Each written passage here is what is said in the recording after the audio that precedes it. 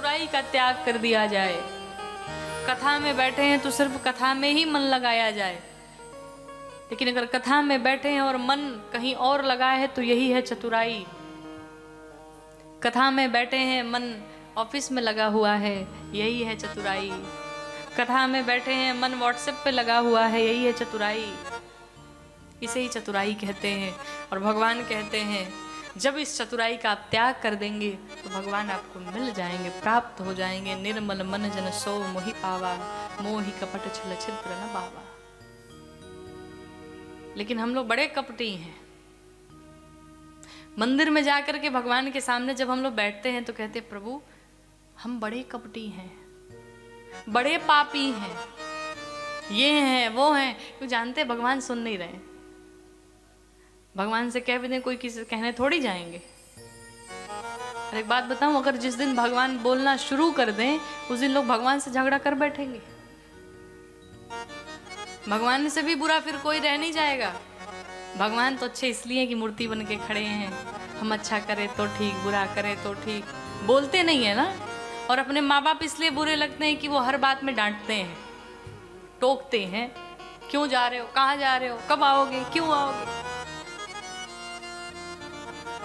भगवान के सामने बैठ के कह रहे हैं प्रभु हम महाकपटी हैं, महापापी हैं।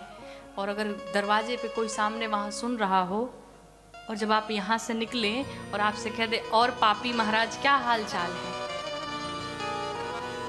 और कपटी जी ठीक हैं आप, फिर तो जो जबरदस्त लड़ाई होगी। ये क्या है, दो चेहरे हैं। भगवान के सामने बैठे हैं तो कुछ और, ऐसा नहीं। जैसे हम हैं वैसे ही समाज के सामने प्रस्तुत हों, क्योंकि जितनी मिलावट होती है उतनी गिरावट होती है। बनावटी ना बना जाए, जैसे हैं वैसे ही रहें।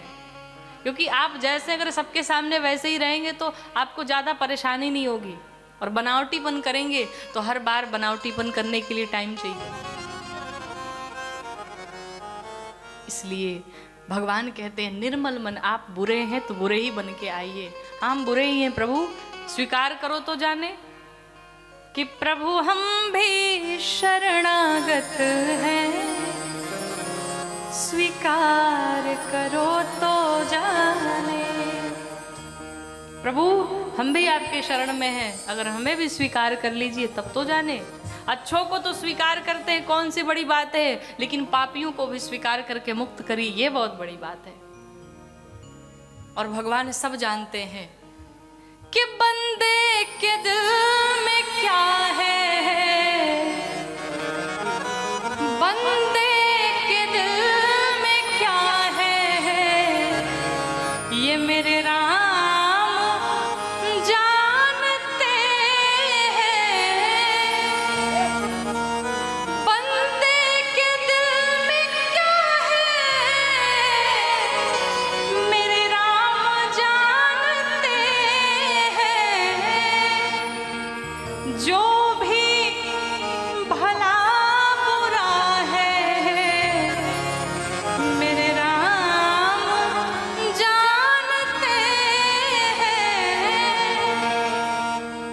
आज नहीं गाएंगे, बाद में गाएंगे।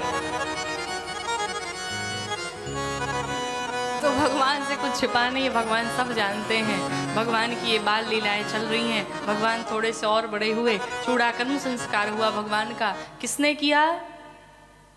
चूड़ाकरण कीन गुरु जाई, स्वयं गुरुदेव वशिष्ठ आए और भगवान का चूड़ाकरण संस्कार किए, जिसे हम सभी मुंडन कहते हैं। तो भगवान का कोई वो नाई आकर के उस सैलून वाला नहीं बनाया बाल। कहते भगवान के जो बाल थे भगवान में ही विलीन हो गए। भगवान का मुंडन संस्कार हुआ। उसके पश्चात भगवान आज माँ कौशल्या से निवेदन करते हैं, मैया मुझे आज खेलने जाना है।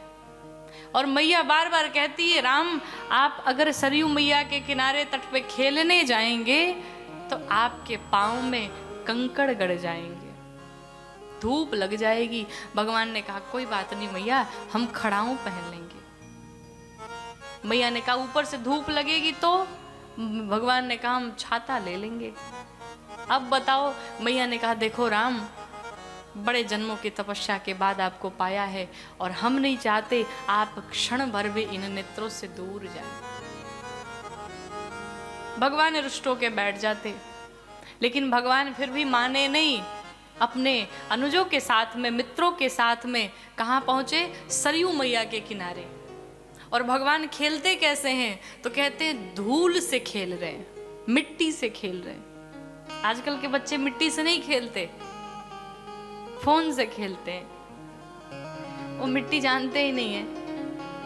पहले सब गांव में बच्चे हुआ करते थे तो मिट्टी से, धूल से खेलते थे। वो साइकिल का जो टायर होता था ना, तो हम लोग उसे गांव में ले लेकर, किसका टायर मिल जाए तो गांव में ले लेकर खूब नचाओ। क्या अद्भुत खेल हुआ करते थे, लेकिन अब तो सब विलुप्त हो गया। भगवान राम भी मिट्टी से खेल रहे हैं। मैया ने खूब सुंदर सा श्रृंगार करके राम जी को भेजा, बढ़िया सी चुटिया बनाई, काजल लगाया, सब श्रृंगार किया, और भगवान राम धूल से सने हुए आए। जब मैया ने देखा इतना सुंदर श्रृंगार करके भेजा, भूत बन के तू आया है, मैया लगी डांटने, लेकिन महाराज दशरथ उसी धूल से सने हुए भगवान राम को अपने गोद में बिठा लिया। बहुत सुंदर बेटा। महाराज दशरथ खूब दुलार करते हैं भगवान राम को, खूब प्यार करते हैं।